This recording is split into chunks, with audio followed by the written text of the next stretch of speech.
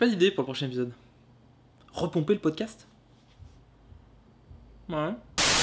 Bonjour à tous, aujourd'hui nous allons terminer l'histoire de Zenkarik et Jarael, en fait ce qui va nous amener directement aux portes de la guerre des Mandaloriens, avec notamment Revan.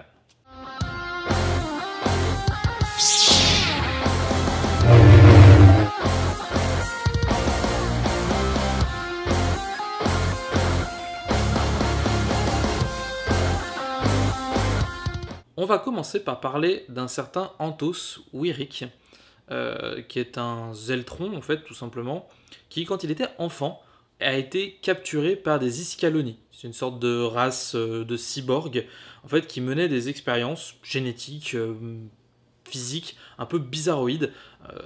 Clairement, c'est un peu des bouchées, hein, sur des innocents. Lui, en fait, normalement, il devait subir ces expériences, sauf qu'il a pris le parti de les servir, et donc, du coup, il est devenu, entre guillemets, un esclave, mais aussi un petit peu leur assistant. Un jour, les Mandaloriens ont attaqué les Iskalloni, hein, c'était juste avant le début de la guerre contre Exar Kun, alors que les Mandaloriens étaient encore indépendants, et bien évidemment, ils ont récupéré tous les esclaves et les ont incorporés à leurs troupes. Alors, Antos Wyrick avait pas mal de connaissances médicales, puisqu'il a servi les Iskalloni, donc il a rejoint les médecins mandaloriens, ce qui lui a permis de se faire la main, entre guillemets, sur plusieurs autres espèces, et d'avoir une très bonne connaissance de la biologie, toute espèce confondue. Et il a également été entraîné au combat par Mandalore l'Indomptable lui-même. D'ailleurs, c'est devenu un petit peu son héros, son modèle, cet homme, en fait, cette carrure si impressionnante, ce charisme, en fait, qu'il dégageait, le chef des Mandaloriens, jusqu'au jour où ce chef des Mandaloriens est vaincu en duel par Ulic Qel-Droma. Alors là, il se dit, il y a peut-être quelque chose, les Jedi, visiblement, ils ont quelque chose en plus que les autres n'ont pas, et il va essayer de découvrir de quoi il s'agit. Alors il va fouiller les appartements d'Ulic Qel-Droma et y découvrir une vieille tunique, en se disant, c'est cool, comme ça je pourrais avoir un petit peu de matériel génétique pour mener quelques expérimentations. Sauf que très peu de temps après, la guerre s'achève, notamment par la défaite d'Exar Kun, et il se retrouve un peu sans personne, puisque du coup il est obligé de se barrer, de quitter les Mandaloriens qui ont clairement perdu la guerre et se sont barrés. Et il va atterrir sur la planète Arcania, où notamment il va être embauché, ou enfin devenir un peu étudiant, on ne sait pas trop à ce niveau-là, c'est assez flou, par une université arcanienne qui porte le nom de Arca-Jet, le héros arcanien, le héros Jedi arcanien tombé pendant la guerre, et il va commencer à bosser avec pas mal de scientifiques. Alors il y aura des arcaniens, il y aura des sions, d'autres espèces, jusqu'au jour où la famille Adaska, hein, qu'on avait vu auparavant, qui a vraiment la main mise sur la planète Arcania, décide que il y en a marre des étrangers, et ils ont dégagé tous les étudiants étrangers des universités, et également les sions, qui sont donc des modèles génétiquement modifiés des arcaniens.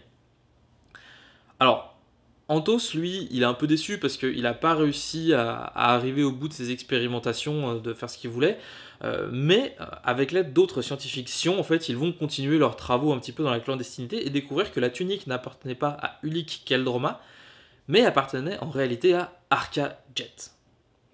Alors, c'est un gros pas en avant, puisque même si ce n'est pas Ulic Qel-Droma, c'est quand même un maître Jedi très respecté, et du coup, le matériel génétique qu'il découvre à l'intérieur, donc des fibres, des cheveux, des trucs comme ça, qu'il découvre à l'intérieur de la tunique, va se révéler très précieux. Alors, bien entendu, ça va être un peu problématique au début, parce qu'ils ne pourront pas vraiment mener leurs expérimentations comme ils l'entendent, ils n'ont pas de matos, ils n'ont absolument rien.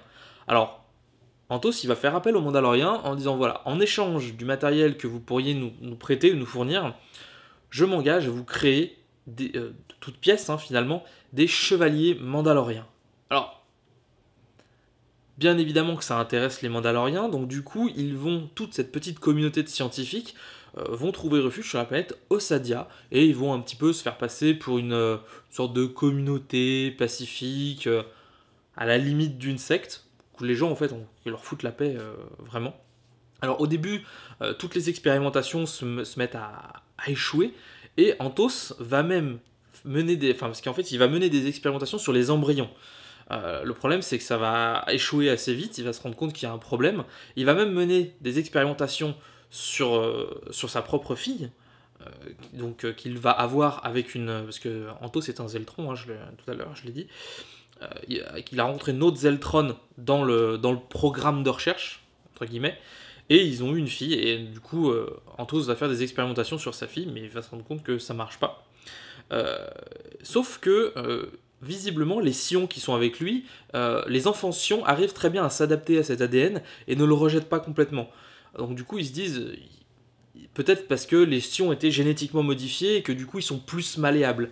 Et en fait, il va découvrir tout simplement que l'ADN d'Arcajet n'est pas 100% arcanien, mais contient une part d'ADN Cephi. Alors en fait, ce qui s'est passé, pourquoi personne s'en doutait, simplement parce que pour la famille Adaska, il fallait que le héros d'Arcania soit un héros pur, et donc ils ont fait effacer bon nombre de... Enfin, effacer, ils ont fait modifier bon nombre de statues, de l'eau vidéo, qui montraient les oreilles pointues d'Arcajet, pour que lui donner des oreilles d'aspect arcanien. Et donc du coup ils vont découvrir ça, et ça va expliquer pourquoi les Sions s'adaptent très bien. C'est parce que leur ADN étant génétiquement de base modifié, ben, ils sont très malléables et ils arrivent vraiment à incorporer l'ADN Cephi sans aucun problème, parce que toutes les autres espèces rejettent. Et le premier enfant qui va naître de cette manipulation génétique, hein, c'est l'enfant de 2 chercheurs Sions qui sont avec lui, va s'appeler Edessa, qu'on connaîtra plus tard sous le nom de Jarael. Alors, malheureusement, Antos lui dit « J'ai toujours pas assez de matériel, il me faut des gens, des volontaires, en fait, pour fournir des embryons et porter les enfants jusqu'à maturité. » Du coup, ce qui va se passer, c'est qu'il va faire appel à des esclavagistes, il va même donner sa fille aux esclavagistes en échange d'obtenir en fait des esclaves, tout simplement, Sions sur lesquels il pourra mener des expérimentations. Malheureusement, les esclavagistes sont venus se servir eux-mêmes, et quand Antos Wyrick revient à la colonie d'Ossadia, elle est complètement dévastée et tous les enfants ont disparu. Alors bien évidemment, les parents sont complètement alarmés parce que leurs enfants ont disparu, et voyant son projet complètement anéanti, Antos Wyrick va rejoindre les Mandaloriens et il va devenir une sorte de sommité scientifique, une sorte, un petit peu un boucher, hein, clairement, qu'on connaîtra beaucoup plus tard sous le nom de Démagol.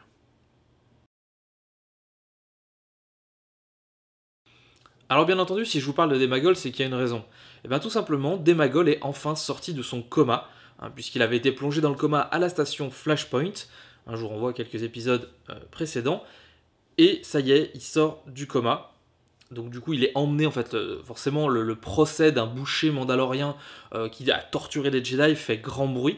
Même Zane et Griff vont se pointer. D'ailleurs, ils vont rencontrer Malak au passage pour assister. Enfin, c'est pas vraiment pour assister, c'est juste qu'ils sont présents au moment du procès. Mais tout va pas vraiment se passer comme prévu. Alors, la première chose à savoir, c'est qu'à ce moment-là, alors qu'ils sont en train de papoter, Griff va lui avouer qu'il possède maintenant une chaîne de restaurants, quelque chose de complètement légal, hein, ce qui sort vraiment du cadre des activités habituelles de Griff, et il va expliquer comment en fait il a obtenu ça. Et par là même, il va même expliquer comment il a pu survivre à Serroco. Je vous rappelle que sur Serroco, la planète s'est fait bombarder par les Mandaloriens et Zane avait cru Griff et Slisk morts, jusqu'à ce qu'il les retrouve, et il n'avait jamais su comment il s'était échappé. En fait, tout simplement, alors que l'attaque est imminente, Slisk va attraper Griff et va l'emmener dans un vaisseau de la République qui est prêt à décoller, parce que clairement le vaisseau restaurant n'est pas en état de décoller. Il va l'emmener là-bas, Slisk va foncer aux commandes et faire décoller le vaisseau, en sauvant plus de la moitié d'un bataillon de soldats de la République, ce qui va faire d'eux des héros. Et bien évidemment, le gouvernement de la planète proche, Chandrila, qui va les récupérer, va tout de suite tabler sur miser, on va dire, sur le bon cheval, en racontant l'histoire du capitaine Benegriff, qui donc a sauvé les soldats républicains au péril de sa vie, alors que clairement c'est un geste égoïste, mais Griff a pas voulu démentir, puisque mine de rien, ça reste un criminel potentiellement recherché, hein. Au-delà d'avoir été innocenté pour le massacre des Padawan, ça reste un voleur et un trafiquant. Et du coup, tout à fait légalement, il obtient la gestion d'un certain nombre de restaurants, et notamment un qui est sur Coruscant. Bon, alors il commence à blablater, tout ça. On apprend également que Jarel et Roland sont partis de leur côté suite à la dispute entre Jarel et Zane. Et là, LB va faire une petite allusion quand Zane va lui dire ah, de toute façon, LB, je vous rappelle, c'est le droïde. Hein. LB, t'es tranquille, maintenant tu seras plus obligé de subir la présence de Roland qui t'avait brisé la main. Et là, LB va faire une révélation, il va dire non, non. Le Mandalorien qui est parti avec Jarel, c'est pas le même Mandalorien qui m'a brisé la main. Il va dire il y a un certain poids, il y a 17 kilos à peu près d'écart entre les deux individus. En fait, ce qui s'est passé tout simplement, c'est que quand Roland, le vrai Roland, a brisé la main de LB, bah, après LB l'a porté, donc il a détecté son poids, et genre 1 ou 2 jours après avoir évacué la station Flashpoint, LB va porter le conteneur où Roland se cachait. Et va dire non, c'est pas la même personne. Alors à ce moment-là, Zane va réfléchir, mais il y a quelque chose qui est bizarre là-dedans. Et il va réfléchir à quelque chose que lui a dit Roland.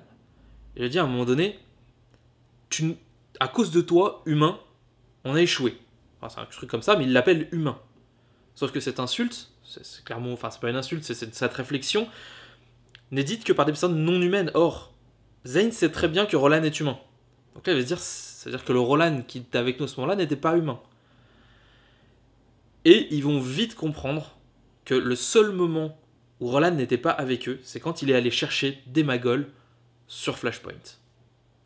Alors bien évidemment, ils comprennent que le Démagol qui va être jugé n'est autre que le véritable Roland, et ils vont intervenir dans le procès, alors qu'au moment où Malak va s'énerver un petit peu pour essayer de faire réagir le Mandalorien, il va l'éjecter avec la force, et là on a Griff et Zane déguisés en garde, c'est le Sénat il me semble, quelque chose comme ça, en garde de la ville on va dire, vont évacuer Roland dans un speeder, et ils vont le libérer. Après ça, bien sûr, Roland va leur raconter l'histoire de Démagol, que je vous ai raconté juste avant. Et Zane va emmener Roland, Griff et Slisk dans une sorte d'endroit secret, dans un entrepôt qu'il a aménagé, où se cache le projet Lune Rogue, en fait, qui est un projet organisé par l'ensemble des familles des Padawan décédés sur Taris, et dont l'objectif est de s'occuper des populations qui subissent la guerre et qui ont besoin d'aide, de refuge. Alors, à ce moment-là, on va avoir Shell, puisque bien sûr elle est là, puisque c'est elle qui chapeaute un petit peu toute l'organisation, alors que Zane lui dit non, je ne suis qu'un homme de main, hein, j'agis sur le terrain. Et Shell lui dit non, tu es bien plus qu'un homme de main, tu es le symbole, tu es notre représentant sur le terrain. Et d'ailleurs, elle lui offre un sabre laser dont le cristal est composé de tous les cristaux des anciens des Padawan décédés sur Taris. Et d'ailleurs, Slisk qui fait tiens, sabre laser, ça me rappelle quelque chose. Ah oui, j'ai trouvé ça en faisant le ménage. Alors il file une étiquette à Griff, et sur l'étiquette, c'est marqué sabre laser d'Exar Kun. Et là, Zane il est un peu pris de panique parce qu'il se dit si Démagol a mis la main sur le sabre laser d'Exar Kun et qu'il le donne à Jarael, sachant que Jarael a un lien avec la force, ça va complètement la corrompre, il faut absolument la retrouver. Et il se dit que probablement là où va arriver Jarael et Démagol, c'est la planète Ossadia. Puisque de toute façon, Shantik avait dit qu'elle avait caché les anciens amis de Jarael dans un endroit ironique. Donc quoi de mieux que la colonie Ossadia, où ils ont tous été élevés enfants. Alors le plan, en fait, c'est simplement que Roland va contacter Cassius Fett, tandis que Shell va donner un tuyau à l'amiral Karat, en disant il va y avoir un raid mandalorien à cet endroit-là. L'idée, c'est simplement de faire bouger le creuset, forcer Daz Goliar, qui sait où est Ossadia, à bouger. Parce que, en gros, son gros trip à lui, c'est il va sur les champs de bataille et il capture les mecs qui s'éloignent un peu trop. Quand un petit vaisseau s'éloigne un peu trop du champ de bataille, hop, il le capture. Puis on dit, non, le mec est mort. Voilà. Personne va rechercher un gars qui a disparu pendant une bataille, donc qui est donc supposé décéder. Parce que quand le vaisseau explose, on retrouve rarement le corps. Logique. Bien évidemment, le plan fonctionne et il capture Daz Goliar, ce qui leur permet de trouver les coordonnées de la planète Ossadia. Pendant ce temps, Démagol a révélé sa véritable identité à Jarael. celle de Antos Wiric, bien évidemment, pas celle de Démagol, hein, et il dit quand même que, il dit toujours que c'est lui Rolan, c'est-à-dire que quand il a intégré les Mandaloriens, ils lui ont donné le nom de Rolan et il a quitté son nom de Antos Wiric. Alors bien évidemment, elle est très heureuse de le retrouver, et il va lui dire que il a déjà prévu leur destination au Sadia, où visiblement le Creuset retient les anciens amis de Jarael. Alors bien évidemment, Antos, lui, ce qu'il s'attend à retrouver, c'est toutes ces anciennes créations génétiques qui potentiellement maîtrisent la force et qui pourraient être d'une aide très précieuse pour on ne sait pas trop quel projet au final, mais peut-être sans doute juste pour son ego personnel. Alors bien évidemment, ils arrivent sur Sadia et le Creuset est effectivement présent. Et là, Démagol donne à Jarael le sabre laser d'Exar Kun. Jarael et Démagol vont donc attaquer les gardes du Creuset pour pénétrer dans l'installation. Et à ce moment-là, Jarael va être confrontée à Shantik, qu'elle croyait morte depuis des années, hein, après l'avoir poignardée dans le dos. Elle pensait l'avoir tuée, car Zane n'a jamais révélé à Jarael que Shantik était toujours vivante. Alors, Shantik va appuyer là-dessus en disant que de toute façon il viendra jamais la sauver, qu'il considère que c'est une ordure, qu'en un jour et une nuit elle lui a retourné le cerveau et que de toute façon Zane ne sert plus à rien, il ne croit plus en elle, ce qui énerve un petit peu Jarael, et Shantik en remet une couche en disant de toute façon, même s'il vient, il finira par mourir dans les fosses de duel du Creuset, ce qui énerve d'autant plus Jarael qui décide clairement de passer à l'attaque. Et là, le combat s'enchaîne donc entre Shantik et Jarael, et c'est un combat assez violent.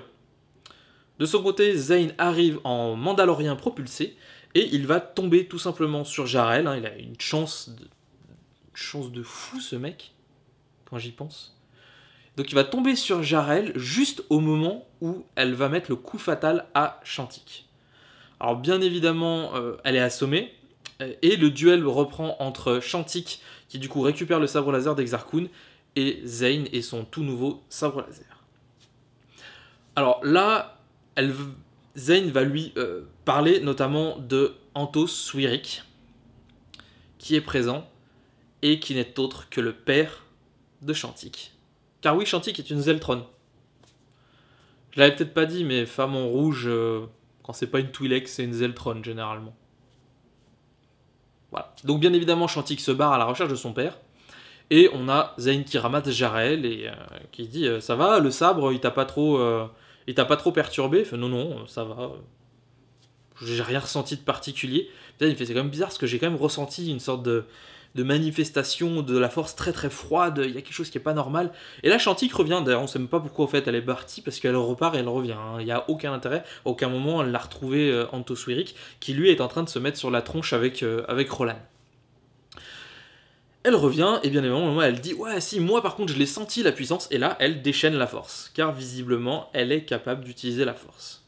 Donc le combat a lieu jusqu'au moment où, quand elle va lever les deux sabres laser, celui d'Exar Kun et celui de Zane, parce qu'elle l'aura repoussé avec la force, donc elle aura fait tomber son sabre, elle se fait poignarder dans le dos par nul autre que son père, Démagol, plus connu sous le nom de Antos Wiric. Et là, elle va lui dire où sont mes enfants? Alors elle dit c'est moi ta fille. Il fait non mais je m'en fous, moi je veux les vrais enfants, je veux ceux que j'ai créés génétiquement. Il dit ils sont dans la cour. Il va sortir, et là elle va dire non mais ils sont pas dans la cour, ils sont pas en train de jouer dans la cour. Ils sont sous le sol de la cour. Et elle lui explique que chaque année, depuis qu'elle s'est fait capturer par le Creuset, depuis que les enfants se sont fait capturer par le Creuset, elle vient et elle en enterre un vivant dans la cour.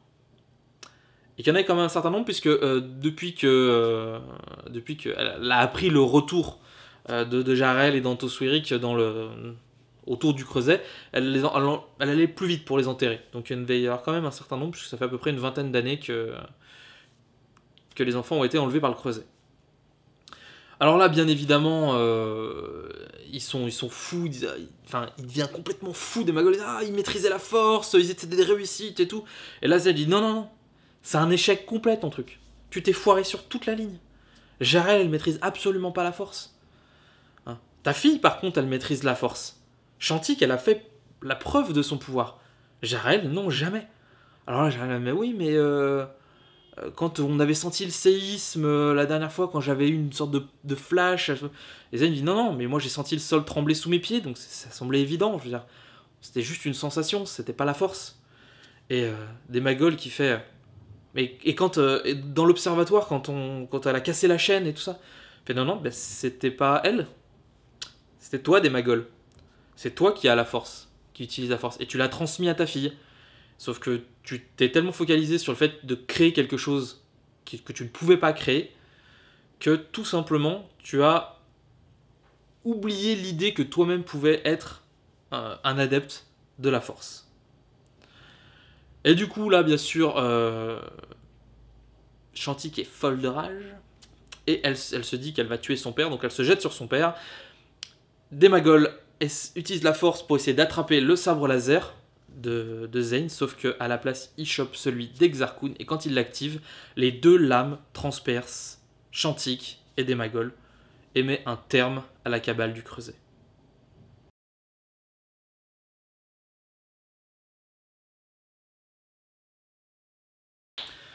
Griff s'est toujours posé beaucoup de questions sur la chance ou la malchance que pouvaient subir Zayn et ses amis à chaque fois que Zayn se mettait à utiliser la force. Ça va se demander s'il n'y avait pas quelque chose qui, dans la relation de Zayn avec la force, serait pas complètement déconnant. Et Zayn va lui avouer qu'en réalité, il a ce qu'on appelle une tare d'apprentissage liée à la force. C'est en fait tout simplement que quand il essaye d'influer sur le cours des choses avec la force, il n'a pas autant de prise qu'il le voudrait. C'est-à-dire qu'en gros, et il le symbolise comme ça, c'est comme si on essaye d'attirer un verre vers soi, donc il penche légèrement, et quand on le relâche, on ne sait pas en fait à quel moment et de quel côté le verre va tomber. Donc on a toujours cette oscillation à un moment donné. Et ça peut aussi bien servir les intérêts de Zayn comme complètement les desservir. Donc par exemple, quand à un moment donné il va faire une chute qui est normalement mortelle, eh ben, il va atterrir miraculeusement au pied de son maître qui va le sauver.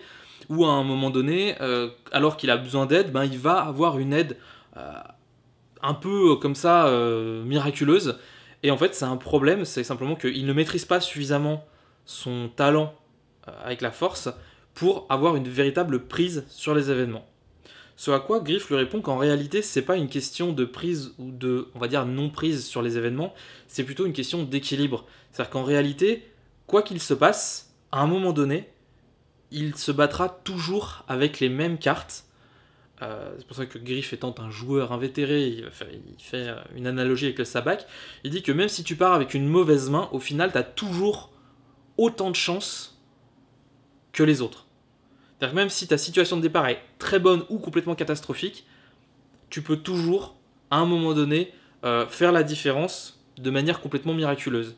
Et c'est un peu ce qui s'est passé avec des Magol, c'est qu'en fait, tout simplement, la balance du mal, enfin, la balance penchait clairement du côté du mal avec la présence de Shantik et de Demagol sur le terrain, et il fallait rétablir l'équilibre. Donc au moment où Demagol voulait saisir le sabre laser de Zayn, en fait, il a saisi le sabre laser d'Exarchun, tout simplement parce que avec Zayn, tout s'équilibre.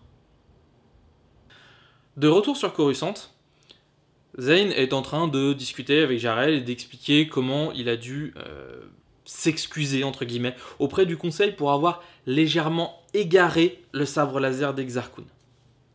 Et que maintenant, en fait, ils étaient plutôt contents de remettre la main dessus, donc ça va. C'est pas trop bien.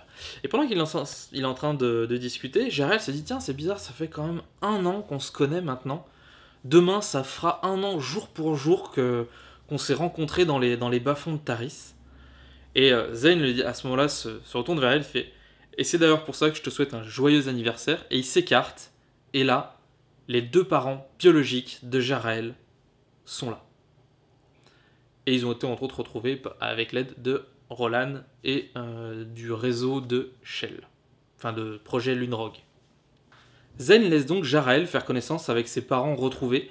Et il va se balader un petit peu en ville, et quelques heures plus tard, il tombe devant le resto de Griff, d'ailleurs il va le saluer, et Griff va lui dire bah ça serait bien que tu te mettes à bosser pour moi, parce que j'aurais quand même vachement besoin d'aide et tout, puis un ex-Jedi dans mes rangs, ça peut être sympa. Alors Zayn va clairement lui dire non, moi je vais continuer à bosser pour le projet Lunrogue, et en plus, les Jedi m'ont demandé d'aider les apprentis qui ont le même problème avec la force que moi. Il dit ok, mais pas de problème, mais est-ce que tu peux au moins me filer un coup de main là maintenant? J'ai quelqu'un qui voudrait te poser une question à la table 17. Alors, bon, allez, ok, et il va à la table 17 et il rencontre Jaraël qui est venu lui souhaiter un joyeux anniversaire pour leur rencontre, donc les 1 an de leur rencontre. Et elle va lui poser une question, parce que justement c'est la fameuse question, c'est est-ce que Zane fait partie des Jedi qui fuient les liens affectifs et physiques? Ce à quoi Zane répond que il ferait un très mauvais Jedi et que de toute façon, à cause de ça, un jour il se finirait par se faire virer. Et je vous laisse avec cette image.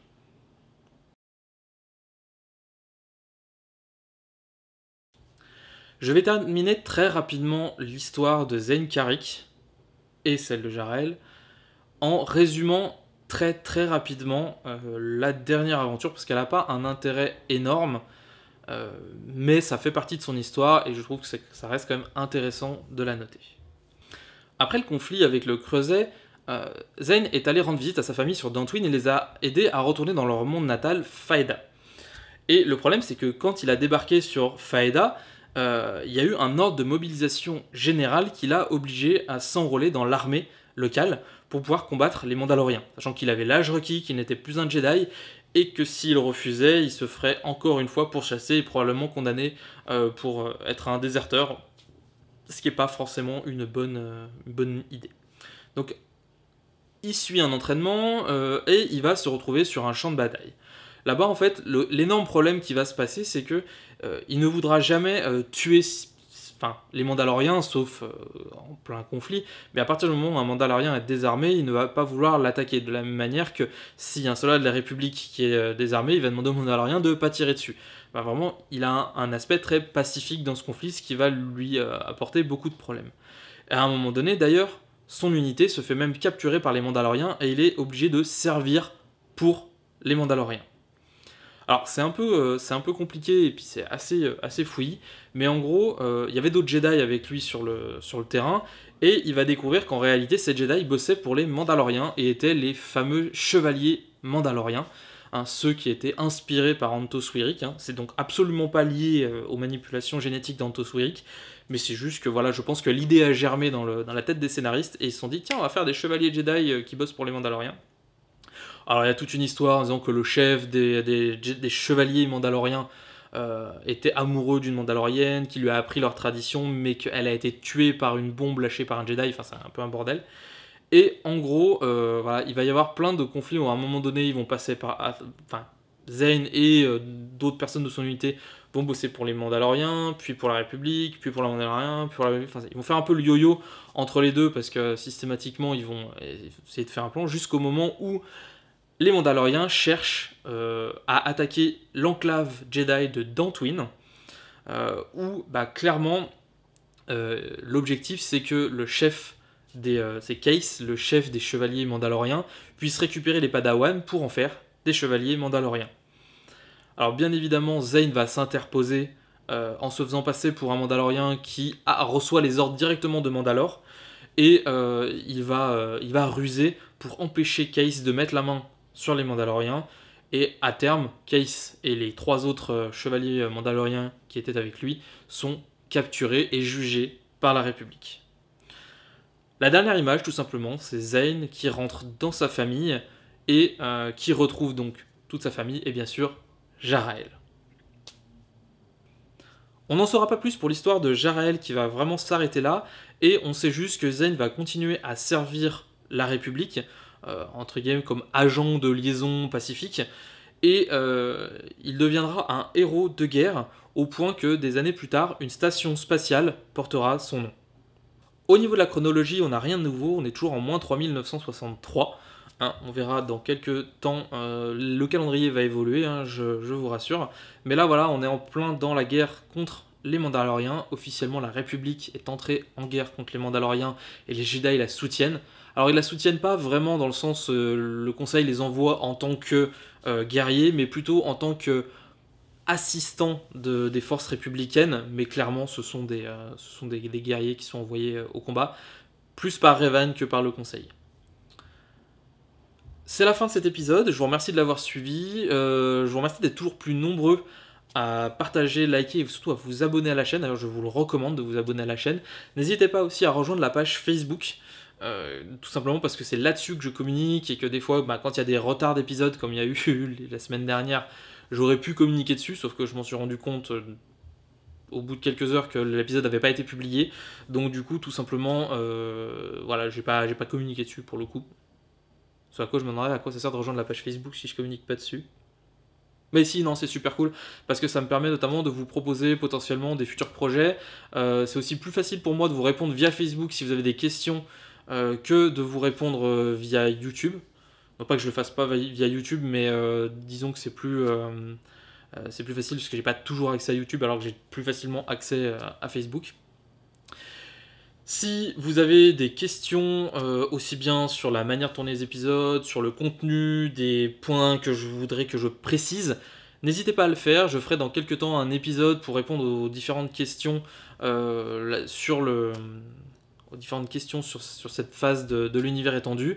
Donc tout ce qui va du début jusqu'à la fin de la guerre des Mandaloriens avec Revan, de façon à ce qu'on fasse un petit peu le point, le bilan sur ce qu'on sait de l'univers étendu à ce moment-là. Sur ce, je vous souhaite une bonne fin de journée et je vous donne rendez-vous dans une semaine pour un prochain épisode. Que la force soit avec vous.